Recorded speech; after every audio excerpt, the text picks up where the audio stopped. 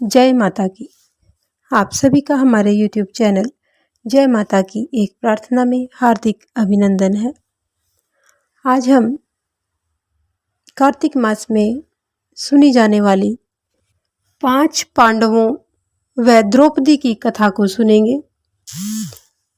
इस कथा को सुनने से पहले यदि आप हमारे चैनल पर अभी नए आए हैं तो कृपा करके चैनल को सब्सक्राइब कर लीजिए और घंटी जैसे दिखने वाले बटन को भी दबा लीजिए ताकि आने वाली नई वीडियो की नोटिफिकेशन आपको सबसे पहले और आसानी से मिल सके। इस महीने में बहुत से दान पुण्य किए जाते हैं और कार्तिक की कहानियों को सुना जाता है।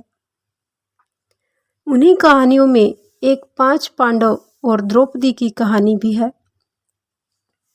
इस कथा को आज हम सुनेंगे। कथा इस प्रकार है।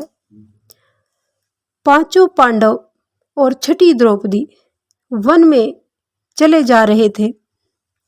हाथ में कोरा कलसा लिए हुए, लाल पुष्प लिए, सूर्य नारायण भगवान तेज प्रकाश करो, बावला भाई यू के मांगा, निपुत्री पुत्र मांगे, निर्धनी धन मांगे, ना महाराज तेज प्रकाश करो। पहले में विष्णु भगवान का सुदर्शन चक्र निकला, दूसरे में शंकर भगवान का त्रिशूल निकला, तीसरे में हनुमान जी की गदा निकली, चौथे में सोमनाथ जी की बर्छी निकली। चारों शस्त्रों का नाम ले, सुमति आ जावेगी, कुमति मिट जावेगी। पांचवे में तरी दी तुलसी का पत्ता छोड़ देगी, मन चाहा भोजन हो जाएगा।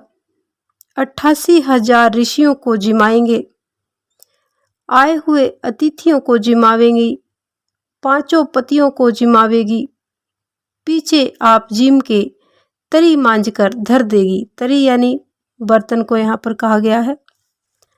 अच्छी बात भगवान, मैं तो ये ही नेम ले लूंगी। द्रौपदी रानी सुधिया उठती, नहाती धोती, पाठ करती, पूजा करती, चूल्हे पर तरी चढ़ा देती, 88,000 ऋषियों को जिमाती, आए हुए अतिथियों को जिमाती, 5 पतियों को जिमाती, पीछे आप जिम के तरी मांझ के रख देती। दुर्योधन को पता लग गया, जलू बलू कहे काहे का शाप दूं। यानी दुर्योधन को जब ये सब पता चला तो वो बहुत क्रोधित हुआ। तो दुर्योधन ने कहा कि जलू बलू और कैसे और किस चीज का इसको श्राप दूं। इतने में दुर्वासा ऋषि आए।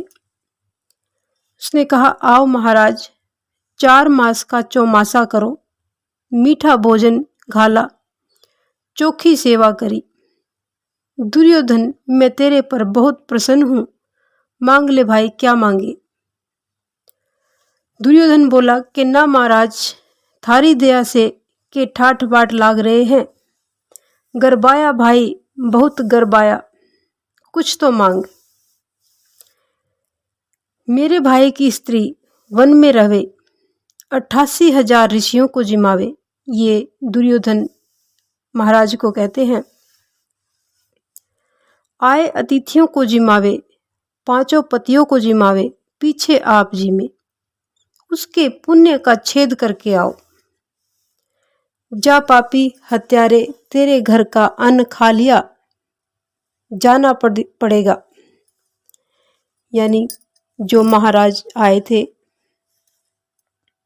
ऋषि दुर्वासा, उन्होंने कहा कि अरे, मैंने तेरे घर का खाना खाया है तो मुझे तेरा ये काम करना पड़ेगा।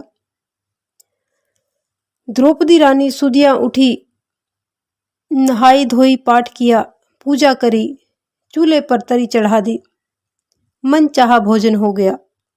88,000 ऋषियों को जिमाया, अतिथियों को जिमाया, 5 पतियों को जिमाया, फिर आप जिम कर तरी मांझ कर रख दी।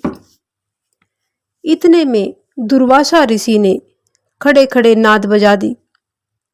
पांचों पांडव खड़े सूख गए। द्रौपदी जी, तू जिम ली क्या?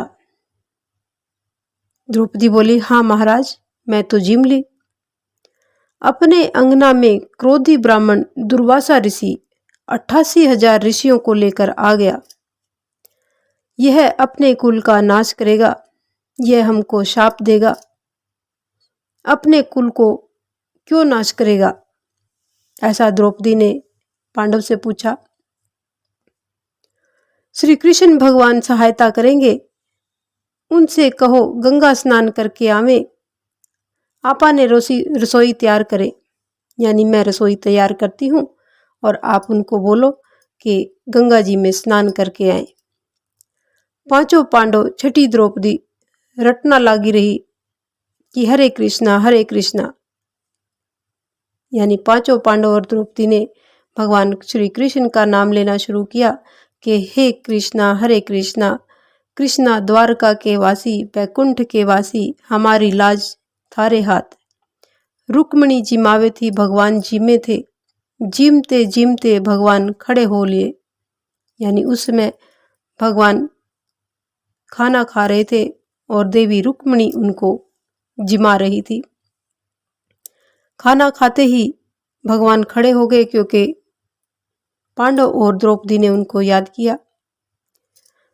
जैसे ही भगवान खड़े हुए तो रुक्मणी बोली कि हे भगवान, मेरी सेवा में कहीं कोई चूक रह गई है क्या, जो आप नहाता भाजो, सूता भाजो, आज जिमता ही भाज लियो, यानी आप खाते खाते ही आज उठकर चल पड़े, तो मेरे से ऐसी सेवा में कौन सी कमी रह गई। इस पर भगवान ने कहा कि नहीं ना रानी, तेरी सेवा में कोई चूक नहीं रही। मैं तो अपने भक्तों के बस में हूँ। मेरा भक्त बहुत दुखी बैकुंठ में धावो तो बैकुंठ, काशी में धावो तो काशी में, घर में धावो तो साक्षात खड़ा हो जाऊं। आकर बोले, अरे द्रौपदी को क्यों याद किया, आज तो मैं भूखा हूं। भूखा भूखे खाने के लेने के आया, मेरे घर में अन्न का दाना कोई नहीं। यानी भगवान ने द्रौपदी को कहा कि मैं भूखा हूं।